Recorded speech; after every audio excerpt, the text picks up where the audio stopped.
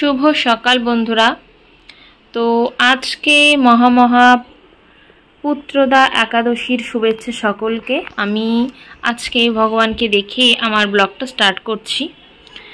তো একাদশীতে সকালে ভগবানকে দুধ আর অরেঞ্জ ভোগ লাগিয়েছিলাম, আর তারপরে এখন আমি সাবু ফ্রাই আর কিছু ফল ভগবানকে দুপুরের জন্যে সেবা লাগিয়েছি। আর এই যে আমার ভোগ লাগানো কমপ্লিট। তো তারপর আপনাদেরকে আমি শেয়ার করছি। আর এই যে আমার গোপাল সোনারা এখানে বসে আছে, আজকে অভিষেক করিয়ে দিয়েছি আর নতুন শীতের বসন পরিয়ে দিয়েছি। এগুলো আমি অনলাইন থেকে নিয়েছিলাম, মিশো থেকে। তো এই যে আমার গোপালরা এখানে বসে আছে। আর তারপরে চলুন আপনাদেরকে আমি শেয়ার করব একাদশীর মাহাত্ম্য আর কেনই বা এমন নাম হলো। আর একাদশীর দিন ভগবানকে অবশ্যই তুলসী মঞ্জুরি যদি পারেন অবশ্যই ভগবানের চরণে দেবেন, তাহলে ভগবানের বিশেষ কৃপা লাভ করতে পারবেন। আর অন্য দিনও যদি পারেন অবশ্যই তুলসী মঞ্জুরি যদি আপনাদের কাছে অ্যাভেলেবেল থাকে অবশ্যই ভগবানের চরণে দেওয়ার চেষ্টা করতে পারেন। এই যে আমার গাছে আজকে তুলসী গাছে কিছু মঞ্জুরি ছিল, সেগুলোই ভগবানকে আমি দিয়েছি। তো চলুন তাহলে এবার আমরা একাদশীর মাহাত্ম্য কথা আমরা শ্রবণ করে নিই। তো বন্ধুরা, আপনাদেরকে বললাম যে ভগবানকে দেখালাম, ভগবানকে শয়ন দিয়ে দিয়েছি, কারণ এখন তো দুপুর হয়ে গিয়েছে। আর চলুন এবার আপনাদেরকে আমি শেয়ার করব পুত্রদা একাদশীর মাহাত্ম্য। তো শ্রবণ করুন, আর ভিডিওটা ভালো লাগলে অবশ্যই একটা লাইক করবেন, আর নতুনরা অবশ্যই চ্যানেলটা পুরোটা ভিডিওটা দেখার পর সাবস্ক্রাইব করে দেবেন। তো চলুন। যুধিষ্ঠির বললেন, হে কৃষ্ণ, পৌষ মাসের শুক্লপক্ষের একাদশীর নাম কি, বিধি বা কি, কেন বা এমন নাম হলো? ওই দিনে কোন দেবতা পূজিত হন? আপনি কৃপা করে সন্তুষ্ট হয়ে সেই ব্রতফল প্রদান করেছিলেন, কৃপা করে আমাকে সবিস্তারে তা বর্ণনা করুন। শ্রীকৃষ্ণ বললেন, হে মহারাজ, এই একাদশী পুত্রদা নামে পরিচিত। সর্ব পাপ বিনাশিনী ও কামদা। এই একাদশীর অধিষ্ঠাত্রী দেবতা হলেন সিদ্ধিদাতা নারায়ণ। ত্রিলোকে এর মতো শ্রেষ্ঠ ব্রত আর নেই। এই ব্রতকারীকে নারায়ণ বিদ্বান ও যশস্বী করে তোলেন। এখন আমার কাছে এই ব্রতের মাহাত্ম্য কথা শ্রবণ করুন। ভদ্রাবতী পুরীতে সুকেতুমার নামে এক রাজা বাস করতেন। তার রানীর নাম ছিল শৈব্যা। রাজ দম্পতি বেশ সুখে দিন যাপন করতে লাগলেন। বংশ রক্ষার জন্য বহুদিন ধরে ধর্মের অনুষ্ঠান করার পরেও যখন পুত্র লাভ হলো না, তখন রাজা দুশ্চিন্তায় কাতর হয়ে পড়লেন। তাই সকল ঐশ্বর্যবান হয়েও পুত্রহীন রাজার মনে কোনো সুখই ছিল না। তিনি ভাবছেন যে পুত্রহীনের জন্মই বৃথা এবং গৃহ শূন্য। পিতৃ দেব মনুষ্যলোকের কাছে যে ঋণ শাস্ত্রে উল্লেখ আছে, তা পুত্র বিনা পরিশোধ হয় না। পুত্রবান জনের এ জগতে যশ লাভ ও উত্তম গতি লাভ হয় এবং তাদের আয়ু, বৈরাগ্য, সম্পত্তি প্রভৃতি বিদ্যমান থাকে। নানা দুশ্চিন্তাগ্রস্ত রাজা আত্মহত্যা করবেন বলে স্থির করলেন। অনেক চিন্তা ভাবনা করে রাজা ভাবলেন যে তিনি আত্মহত্যা করবেন, কিন্তু পরে তিনি বিচার করলেন যে আত্মহত্যা হচ্ছে মহাপাপ, যেটা করলে এই শরীরের তো বিনাশ হবেই, কিন্তু তার কোনো গতি হবে না। তাই তিনি তখন এটা ভেবে যে এর ফলে আমার দেহেরই বিনাশ হবে, কিন্তু আমার পুত্রহীনতা তো দূর হবে না, আমি তো সেই মারা গেলেও সেই পুত্রহীনই থাকব। তারপর একদিন রাজা নিবিড় বনে গমন করলেন। বন ভ্রমণ করতে করতে দ্বীপ্রহর অতিক্রান্ত হলো। রাজা ক্ষুধা তৃষ্ণায় কাতর হলেন। এদিক ওদিক জলাদির সন্ধান করতে লাগলেন।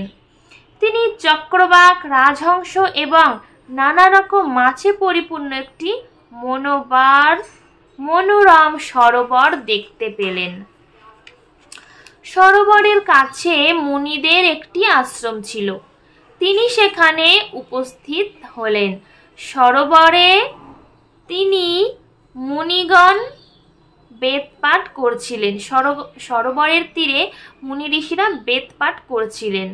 মুনিবৃন্দের চরণে তিনি দণ্ডবৎ প্রণাম করলেন। মুনিগণ রাজাকে বললেন, হে মহারাজ, আমরা আপনার প্রতি প্রসন্ন হয়েছি, আপনার কি প্রার্থনা বলুন।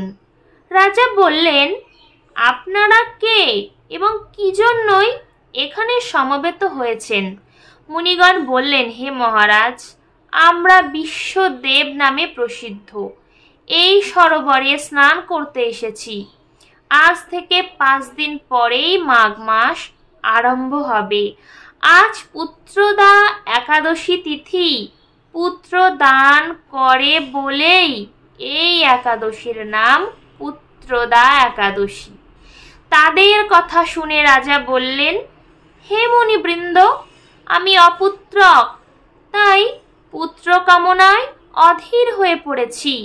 এখন আপনাদের দেখে আমার হৃদয় আশার সঞ্চার হয়েছে। এই দুর্ভাগা পুত্রহীনের প্রতি অনুগ্রহ করে একটি পুত্র প্রদান করুন। মুনিগণ বললেন, হে মহারাজ, আজ সেই পুত্রদা একাদশী তিথি, তাই এখনই আপনি এই ব্রত পালন করুন। ভগবান শ্রী কেশবের অনুগ্রহে অবশ্যই আপনার পুত্র লাভ হবে। মুনিদের কথা শোনবার পর যথাবিধানে রাজা কেবল ফল মূলাদি গ্রহণ করে তিনি সেই ব্রত অনুষ্ঠান করলেন।